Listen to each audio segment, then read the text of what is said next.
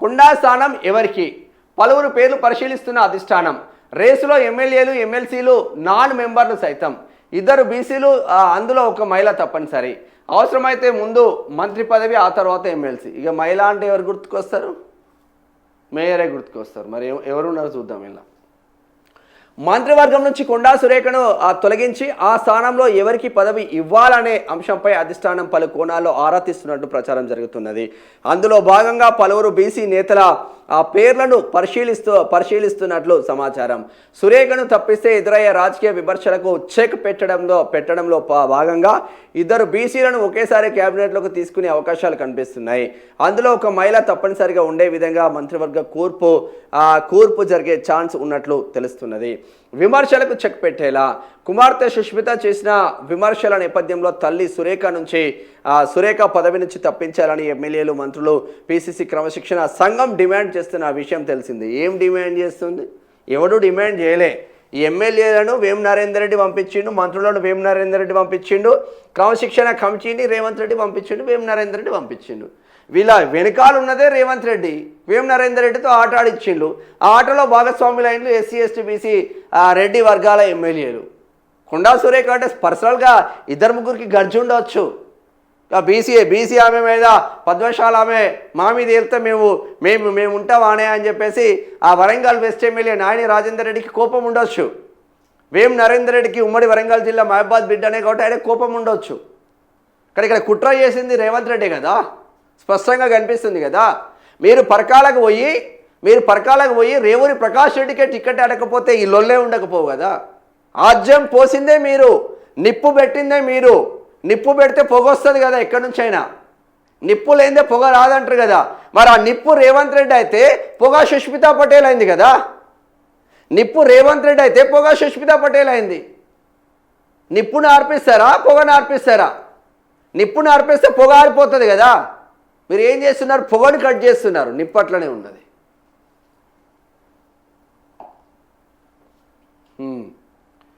విమర్శలకు చెక్ పెట్టేలా కుమార్తె సుష్మిత చేసిన విమర్శల నేపథ్యంలో తల్లి సురేఖను పదవి నుంచి తప్పించాలని ఎమ్మెల్యేలు, మంత్రులు, పిసిసి క్రమశిక్షణ సంఘం డిమాండ్ చేస్తున్న విషయం తెలిసిందే.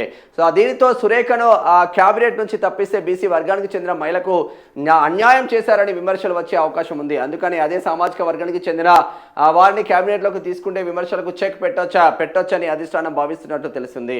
అటు మున్నూరు కాపు చూద్దాం. అటు మున్నూరు కాపు అంటే మేయరే గుర్తుకొస్తుంది. ఇంకెవరు ఉంటారా? వాళ్ళ భర్త రెడ్డి.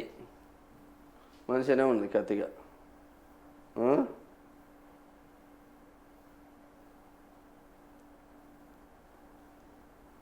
ఎదురు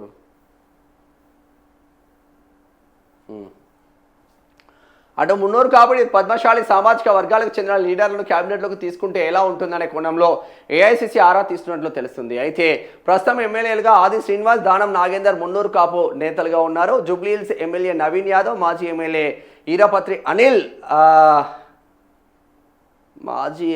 ఈరపత్రి అనిల్ పద్మశాలి పేర్లు వినిపిస్తున్నాయి. ఓకే, అయితే దానం నాగేందర్ పార్టీ మార్పు అంశం నేపథ్యంలో రాజకీయ విమర్శలు వచ్చే అవకాశాలు కనిపిస్తున్నాయి. మహిళా తప్పనిసరి.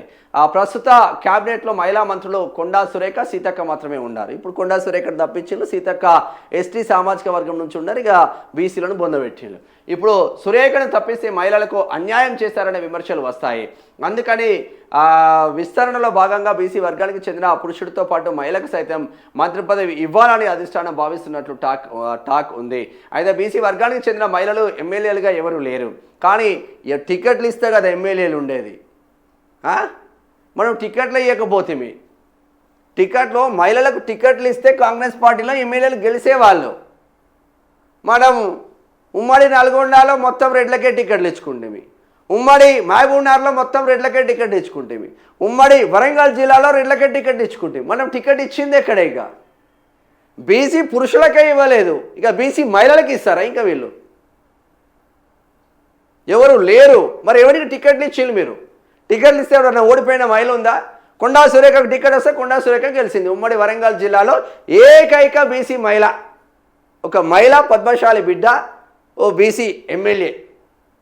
ఆమె పైన కుట్రలు తలగయ్య.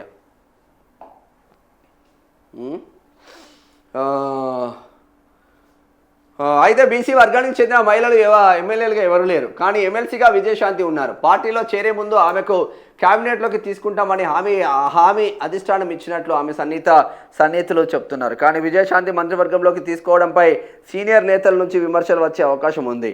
అందుకని ఇతర బీసీ వర్గాలకు చెందిన మహిళలు ఆకుల లలిత మున్నూరు కాపు, మహిళా కమిషన్ చైర్పర్సన్ విజయలక్ష్మి మున్నూరు కాపు, నేరెళ్ళ శారద గౌడు పేర్లు పరిశీలిస్తున్నట్లు తెలిసింది. ఇప్పటికే గౌడ్ల కోటాలో దక్కినాయి కదా. ఇప్పుడు పొన్నం ప్రభాకర్ గౌడ్ మంత్రిగానే ఉండే, పిసిసి అధ్యక్షుడ స్థానంలో మహేష్ గౌడ్ ఉండే. ఇద్దరు బడా లీడర్లు గౌడ స్థానంలో ఉన్నారు కదా, గౌడ బిడ్డలు పరిశీలిస్తున్నట్లు తెలిసింది. అయితే బీసీ కోటాలో ఎవరు ఊహించని కొత్త వ్యక్తుల పేర్లు కూడా ఏఐసిసి పరిశీలిస్తున్నట్లు సమాచారం. అజారుద్దీన్ ఫార్ములా జూబ్లీహిల్స్ ఎన్నికల సమయంలో మైనార్టీ వర్గానికి చెందిన అజారుద్దీన్ని ముందుగా మంత్రివర్గంలోకి తీసుకొని ఆ గవర్నర్ కోటాలో ఎమ్మెల్సీగా నియమించారు. ఇప్పుడు కూడా అదే తరహాలో చట్టసభ సభ్యులు కానీ లీడర్లను క్యాబినెట్లోకి తీసుకొని 6 నెలల్లోపు ఎమ్మెల్సీగా నియమించవచ్చు. ఈ ఏడాది చివరిన గవర్నర్ కోటాలో 3 ఎమ్మెల్సీలు రిటైర్ అవుతున్నారు. ఆ స్థానంలో మంత్రివర్గంలోకి తీసుకునే లీడర్ను ఎమ్మెల్సీగా నియమించే వెసులుబాటు ఉంది. ప్రస్తుతం ఉమ్మడి నిజామాబాద్ జిల్లా నుంచి మంత్రివర్గంలో ప్రాతినిధ్యం లేదు. ఆ జిల్లాకు చెందిన ఈరపత్రి అనిల్ పద్మశాలి ఆకుల లలితల్లో ఎవరికి అవకాశం ఇచ్చినా ఆ లోటు పూర్తవుతుందని టాక్ వినిపిస్తుంది. కేకే లాబింగ్ కుమార్తెకు అమాత్య యోగం వరించేందుకు సీనియర్ నేత కె కేశవరావు తీవ్ర లాబింగ్ చేస్తున్నట్లు తెలిసింది. ఆయనకు ఢిల్లీలోని సిడబ్ల్యూసీలో ఇదివరకే ఉన్న పరిచయాల ద్వారా ప్రయత్నాలు చేస్తున్నట్లు తెలిసింది. దానితో పాటు కాంగ్రెస్లో చేరిన కూతురు విజయలక్ష్మి ప్రస్తుతం మహిళా కమిషన్ చైర్పర్సన్గా ఉన్నారు.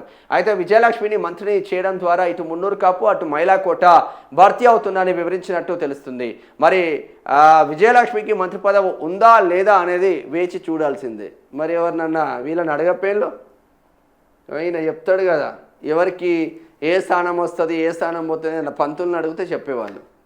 ఆయన వాడు ఉంటాడు కదా, పేరే గుర్తురాదు పోడైపోయి. ఏకాకి చేసిండు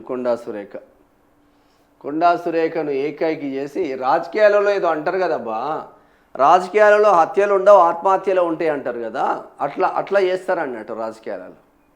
ఇక నెక్స్ట్ మరి ఎవరైతారు, ఎస్పెషల్గా ఏదైనా బీసీ బిడ్డ వాళ్ళ భర్త సాయంతో కొండా మురళి మున్నూరు కాపు సామాజిక వర్గం, కొండా మురళిని చూస్తే కొండా సురేఖకు వాల్యూ పెరిగింది అనడంలో ఏమాత్రం సందేహం లేదు. ఆమె పద్మశాలి కావచ్చు, బట్ కొండా మురళీధర్ చేపట్టే ఆమెకు టికెట్లు వచ్చినాయి, మంత్రివర్గంలోకి వచ్చింది. ఒక మున్నూరు కాపు బిడ్డను ఒక పద్మశాలి బిడ్డను బొందబెట్టడానికి రాష్ట్రంలో ఉన్న రెడ్లందరూ ఏకమైనలే కాంగ్రెస్ పార్టీలో. ఇంకా బీసీలకు సోయి రాకపోతే మనం ఏం చేయలేము.